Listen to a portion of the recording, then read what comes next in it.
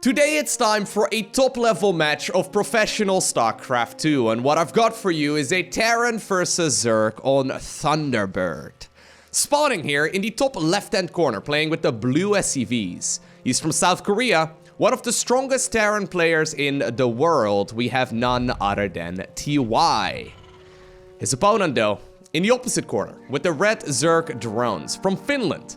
He's the current World Champion of StarCraft 2. We're looking inside of the main base of Serral. Alrighty, so this game right here, it is basically as high of a skill level as we can get right now in StarCraft 2. Right? Both of these players are amongst the very best in their respective races. And I actually know that this game is going to be an absolute treat. So, this is a game that was recently played over at Homestory Cup. Now, as many of you are aware, I was one of the English commentators for the event. However, when this series was being played, I was on a bit of a break. I think I was either like eating food or maybe playing some poker or something along those lines. Regardless though, I do know who ends up winning this match, but I wanted to bring it to you anyways, just because we are in for a treat. This is a sick game. And, well, I'm excited for it. I didn't really get to look at all of the details, so let's go ahead and do so together. Do both of these players really need any additional introduction? I mean, TY, he's been a pro gamer for literally his entire life. He joined a team called We Made Fox for StarCraft Brood War back when he was like either 11 or 12 years old. So get this, right? I think he's like 20, I don't know exactly how old he is right now, but he's not very old yet, but he's already been a pro gamer for the majority of his life. Imagine joining a professional gaming team at like that young of an age.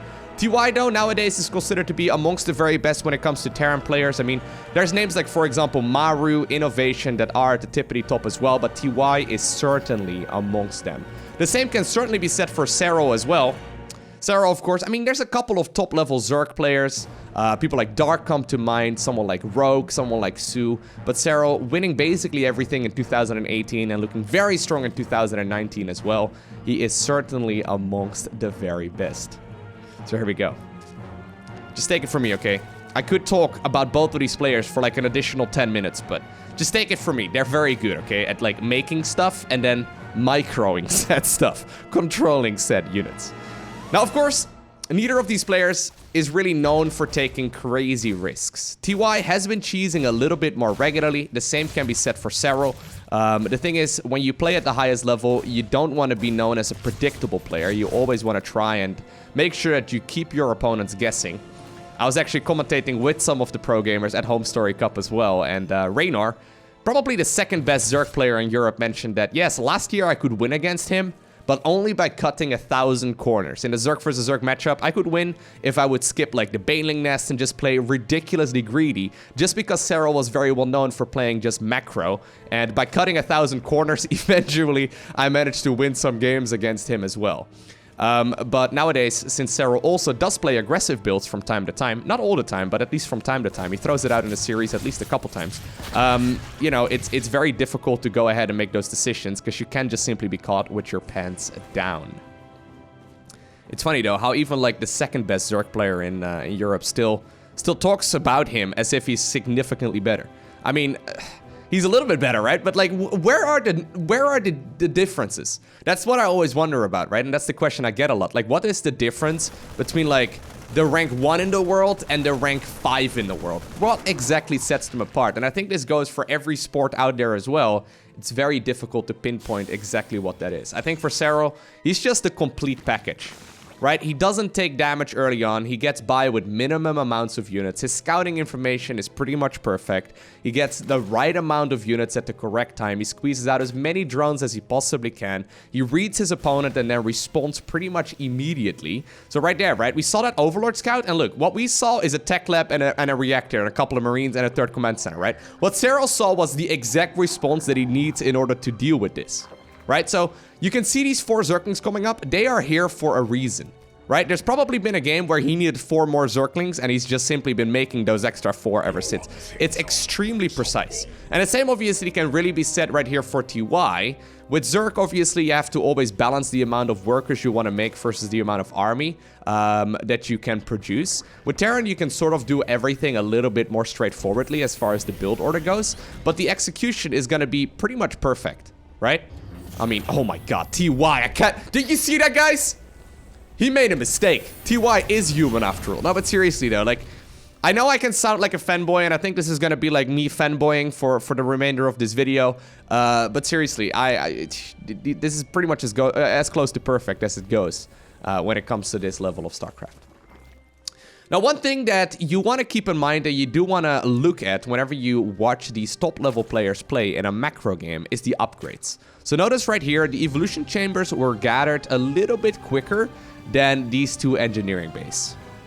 Now, both players obviously are not quite aware of exactly what's going on. I mean, Serral did see them going up, but you don't really know the exact timing of it.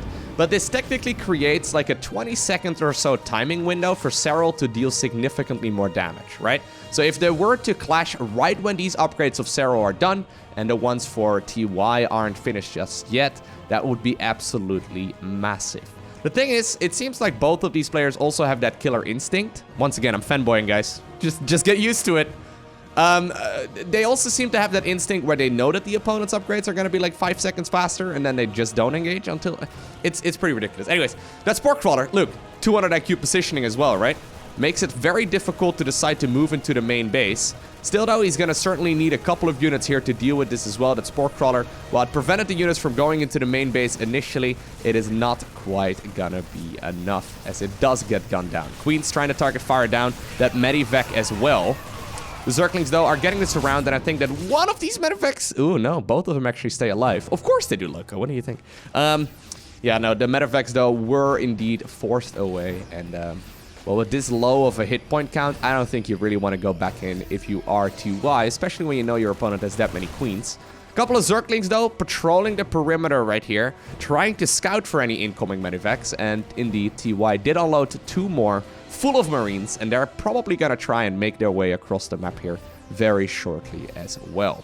+2 starts up immediately. Baneling Nest also starts up its Roly-Poly upgrade, which is a far better name than the actual one. I mean, the actual one is called Centrifugal Hooks, but I think Roly-Poly is a significantly better name, just because that's actually what they do. But both players, though, trying to take a little bit, or deal a little bit of damage to the other. The thing is, for Zerg especially on this map, it's very difficult to get anything done without going all in. So, this map right here, right, Thunderbird, it's got one big ramp that leads to the natural, and then one that leads towards the third base as well. Technically speaking, you could mine these mineral patches here in the back, but since it requires 2 drones to do so, getting that damage in is usually very difficult, because Zerg just simply can't go for the easier run-bys. And because of that, this usually leads towards more macro-focused games, unless the Zerg player really wants to go ahead and play very all-in.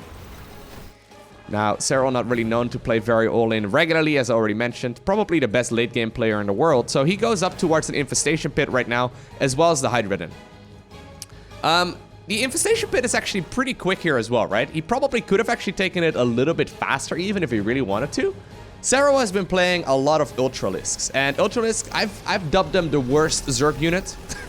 I genuinely think they are not particularly strong. But I guess if you go for really quick evolution chamber upgrades and you can hit a timing attack, you certainly can do some work as well. The one Liberator made its way towards the natural, and even though a Spore Crawler did deal a little bit of damage to it, it looks like it will be able to get a couple of kills. At the same time, though, the Marines stim forward, and it looks like they will be able to force the Council right there as well. At the same time, Zerglings trying to see if they can get something done here on the other side of the map. +2/+2, not done just yet. Great pickup micro there by TY. Saves the tank. And those are the little moves that add up over time, right? I mean, I probably would have lost both of these tanks, and then attack moved my Marines to their grave to the other side of the map, right? Like, that's huge! Keeping both of these tanks alive, that is really what the Zerg player was looking for there. Certainly makes this game a little bit easier down the line. +2/+2, just about to finish. +2/+2 right here for Zerg, just finished as well. Hive, though, is coming up. We see that 5th command center right now building as well. And both players are setting up for a bit of a macro game. Scan right here inside of the main base of the Zerg. It does confirm everything that he needs to know, so he knows that indeed the Hive is taken. And because of that, he can start up any kind of response if he wants to as well. 3 additional barracks here are coming up. So I'm assuming these 3 barracks here are all gonna have tech labs on them. Yeah. So you go for the Ghost Academy, 3 additional barracks, and then you get tech labs, and you start building those ghosts.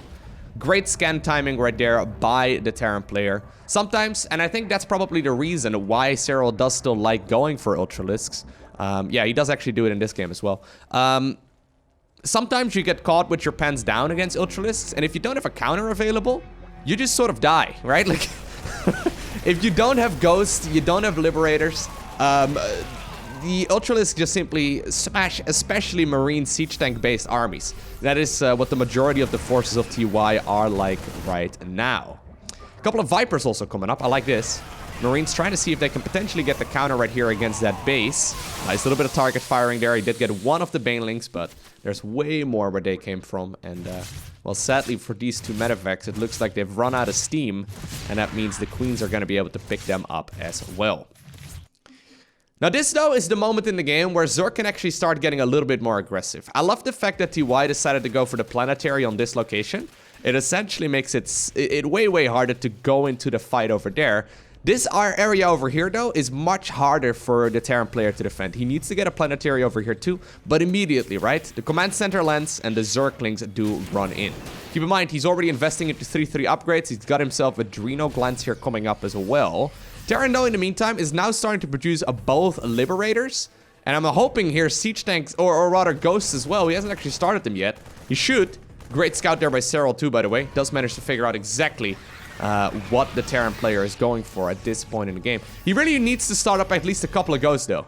I guess right now he's kind of limited as far as the gas goes, so that's why he really does need this base. But yeah, he decides to actually prioritize going for the advanced ballistics upgrade, which is an upgrade right there to the range. But anyways, hold that thought, because a big engagement right here on the right hand side. Planetary Fortress did finish up, though, and that's gonna make this a much easier to defend the location. Remember those siege tanks from earlier? They're still needed. Imagine this right here, right? So imagine if Zerg decides to engage here and there's 2 tanks less. It will be so much easier. So like that little move over here that we saw a little, well, it's actually these two, but that little move over there makes all of this so much easier to defend right here for TY. Now we see a double Nydus network. Okay, I'm not entirely sure what to make of that, actually. The double Nydus network is relatively uncommon. I've seen a couple of players do this before. Basically, you can put units in one of them and then pop them out of any Nydus worm or any Nydus network anywhere, right? So, if you go double Nydus network, you can deploy 2 worms at once, meaning that you can actually reinforce certain locations faster. So yeah, I think that's what Serral's trying to do right now. Just putting up a bunch of worms at any location. I guess outside of the range right here of these sensor towers, which, by the way, are phenomenally placed. Look at that mini-map, right? 3 circles, they basically show everything.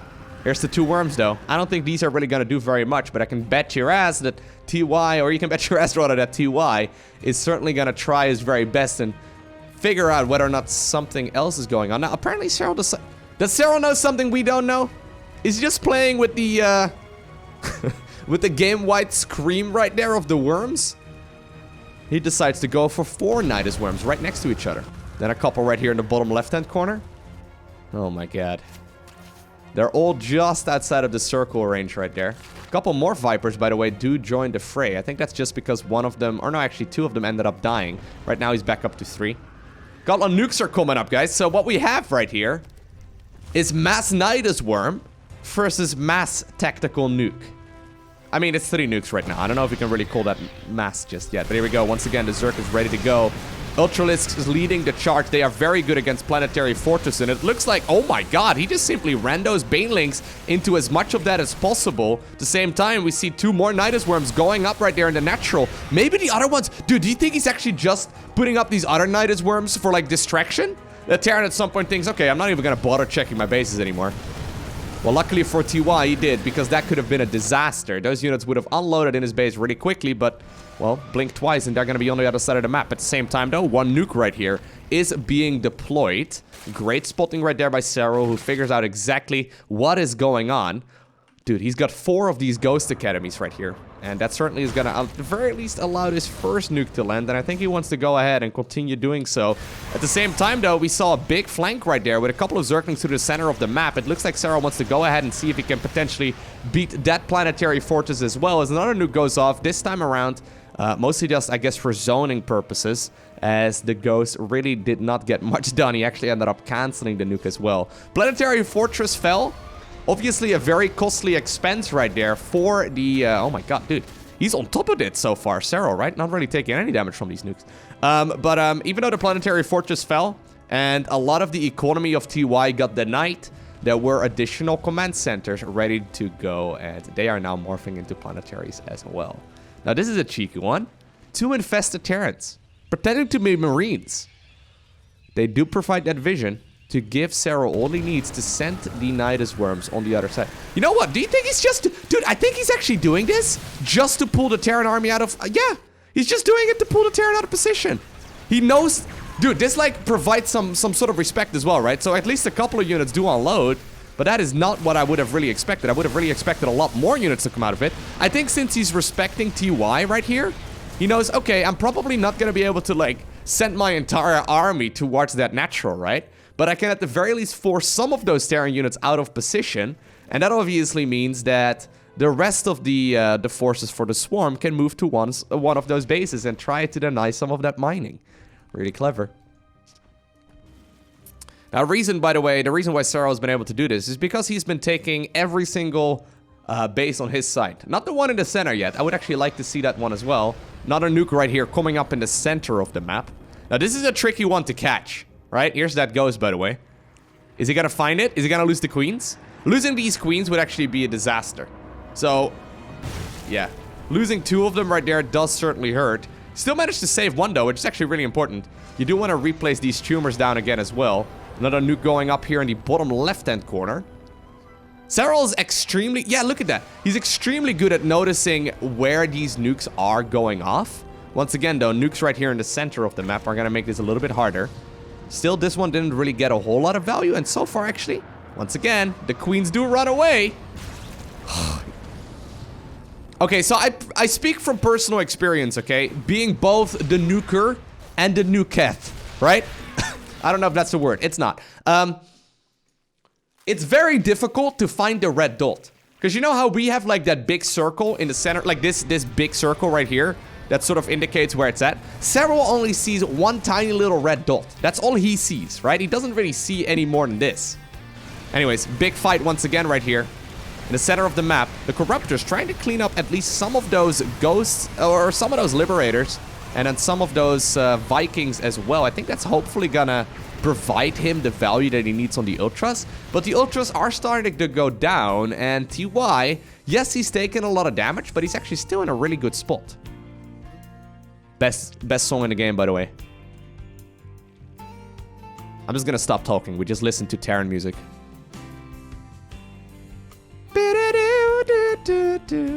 Okay, maybe not as good as like the original Terran 1. Or Terran 3 from StarCraft 1. Those are amazing as well, but this is one of the top tier songs from SC2 for sure. TY though, while the music is playing, he's probably not listening to this music. He is trying to secure the base here in the center. Since both players, right, are mining a tremendous amount of minerals, I'm assuming that it might actually go down right here, or come down right here to these bases in the center. These are the ones, obviously, that are much easier to contest. Actually, I would like to see the Zerg player take this one over here as well. Another nuke, by the way, going up right here in the bottom left-hand corner of the map. This base trying to recuperate some of its hit points. Not gonna happen just yet, and once again, Serral absolutely on point. Still though, the cost efficiency right here of that Terran army is huge, right? So look at the amount of resources lost. Oh, so many more resources lost right here for the Zerg player. So his strategy right now is to throw as many things at the Terran player as possible, and just to try and deny that mining to the best of his abilities. Still though, it kind of feels like chopping off one head and then 3 more appear, right? Because every single time he kills the base, not only does the base get reacquired, it seems like TY continues spreading his influence on the map as well. I actually kind of like this, right? He just has like a backup planetary. This is like the wingman planetary right here. If the first one falls, he actually still can continue mining over there as well. And it's going to be very difficult for the Zerg to move in here. Once again, though, the Ghost trying to get a little lucky. Another nuke right over here in a relatively random spot. I think that one is mostly just there to clear out the creep, but here we go. Serral does not want the Terran player to get entrenched in this really powerful position. Banelings connect with siege tanks, planetary fortresses and whatnot as well. Not normally what I would like to see them hit, but it seems like it was at least a decent enough trade. Serral, though, starting to run very dangerously low right here on resources. And TY is holding on just fine. I love this. Even though he was under pressure there in the center of the map, he got himself some units here in the bottom left-hand corner to clean up one of the mining bases of Serral. And I feel like that's kind of key right now, right? Like, he hasn't really done a lot of counter-harassment yet. He's done a lot of nukes, and I give you that. The nukes have been... Oh my god, Ultra, wake up! He's right there, mate! Just use your pincer attack!